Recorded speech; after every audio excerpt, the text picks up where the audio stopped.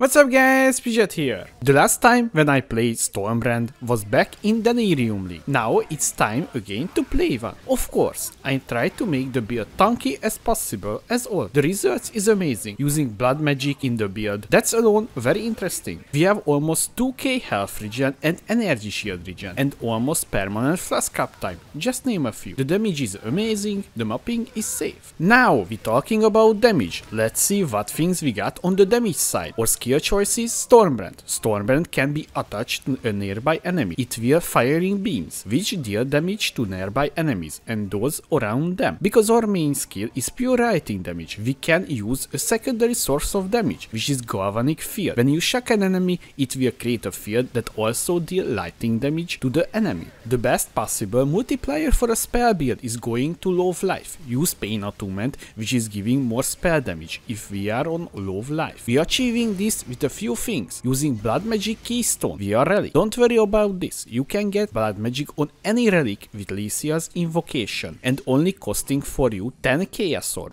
But before you using on your favorite relic, try it out on a bad relic and see if you like the playstyle with this build. Now, all of our spells and abilities will cost life and reserve life instead of mana. We will using petrified blood. With this we can only recover 50% health and the remaining 50% we can reserve with auras. Or auras that is reserving life is the following: Vitality, Purity of Fire, Precision, and Petrified Blood. With all of this, you now only left around 51% health. Using Eternal Blessing with Determination. Yes, you can use the mentioned auras and this, even if the game states you can't use other auras, because we don't reserve mana, we're reserving life. So we have a free aura. Okay, this is all good, but how we will damage if all of our auras is defensive? This is when our big life pool came in. We have almost 8k health. Because of that, we were using Ratif's Globe Unique Shield. This shield giving us spell crit and spell damage per 100 maximum life. Alone this shield 57% of our damage. Because of our really high life regen, we can sustain Righteous Fire, which is also granting more spell damage. I'm also said we can have almost permanent flask uptime in boss fights. We were using a Watcher Eye, which gain a flash charge when you deal a critical strike. Alone this is not enough to sustain the flasks, but this is when comes in the flask nose on the tree, increase flash charge gain on belt, increase charge recovery on your flask. When you deal a crit, it will also generate around 2 flash charge. Our spells is critting around 11 times under a second. You can gain flash charge every 100 milliseconds. 1 second is 1000 microsecondum. Because of that, we can generate around 22 flash charge in a second. We need around 164 flash charge for all of our flasks. So we need around 8 seconds to get back all of our charges. Even our worst flask uptime is more than 11 seconds. So if you can hit the boss, you can have almost permanent flask uptime. Only problem is when the boss is untargetable.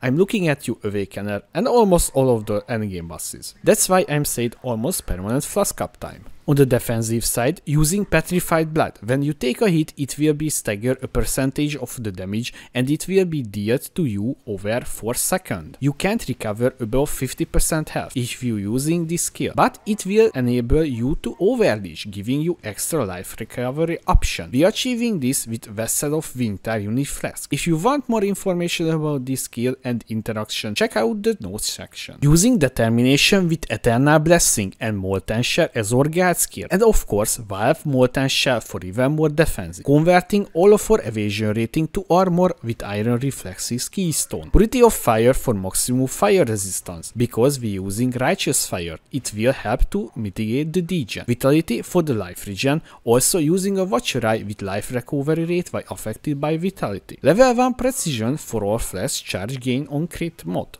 You don't need this combination, the mandatory is the flash charge gain on crit. Very important, you only need reserve half of your life. If you go over 50%, you will not able to overleech. You can check the number by a simple math.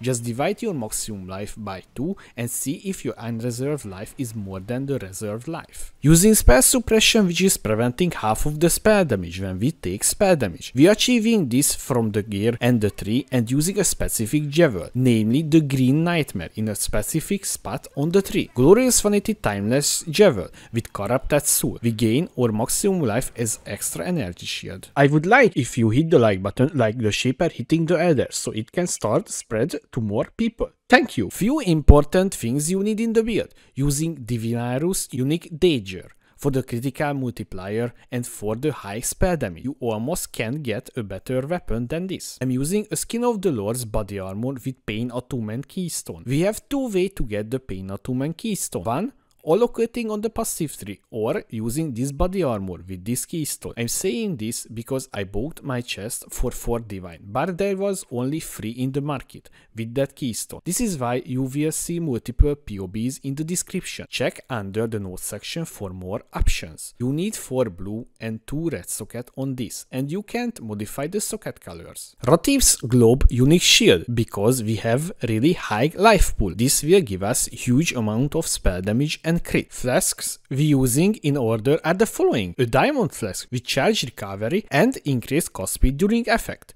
a quicksilver with charge recovery and regenerate 3% life during effect. You can get this mod from the Betray mechanic when unveiling a flask. Silver flask with charge recovery and increased armor during effect. 2 unique flasks, Progenesis and Vessel of Wingtar. You need the lightning damage to spell and try aim to on low charge use. Also you need to reduce the shock effect on you, because when you use the Vessel of Wingtar flask, you shocking yourself. We are achieving this with the crafted mod on ring and using Soul of Garukan Pantheon. The following implicits you can craft with the Eldritch currency. Spam till you get the following: on your gloves, spell suppression and have chance to unnerve enemies on hit. On your boots, increase life recovery rate, and while there is a pinnacle boss in your presence, maximum fire resistance. On your helmet, while there is a unique enemy, increase spell damage and cost speed. Worth to mention, I'm using a helmet shot Assassin's Mark Curse effect. Pantheons we using is the following: Major Pantheon, Soul of the Brine King, important to upgrade, avoid to being frozen and reduced effect of chill on you. Minor Pantheon, Soul of Garukan, reducing the shock effect on you. Also worth to mention, we are anointing Careful Conservationist. I know this is not a damage increase, but it's important for our fresh charge generation.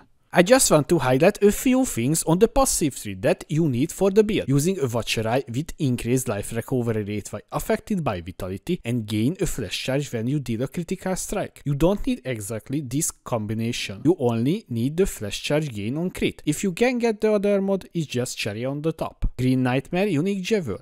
Important, you need this on this spot. Glorious Vanity Timeless Unique Jewel with this line: sacrificed in the name of Doriani and take Corrupted Soul Keystone. If you're doing maps, you need allocate the brand mastery and take. You can cost 2 additional brand. The other mastery is the lighting mastery, non-projectiles chain and additional time. On the budget POB, this is not available. We're taking Inquisitor as our Ascendancy. On your first lap, take Sanctuary. While you standing still, you have concentrated ground, and the enemies will take increased damage. Second lap, Precious Path. Now the concentrated ground will still active if you moving around. Third lap, Righteous Providence. You have increased critical chance per your lowest strength or intelligence. Last lap, Inevitable Judgment. Your critical strikes will ignore the enemy elemental resistance. Gem and Gemling, starting with our main link. In our body armor, Stormbrand, Awakened added lightning damage, concentrated effect, increased critical damage, cruelty, and empower. You can only socket corrupted gems inside this piece of gear. In our weapon, determination, eternal blessing, and arrogance support. In our gloves, anomalous petrified blood, and item level 3, vitality, purity of fire. In our boots, molten shell, cost when damage taken, and assassin's mark. In our shield, righteous fire, precision, only level 1, and flame dash. In our helmet, or secondary source of damage, galvanic field, awakened added lightning damage support, awakened elemental focus, increased critical damage. I hope you enjoyed this video about Stormbrand Inquisitor. Thanks for watching, I was Bridget, and see you next time, guys!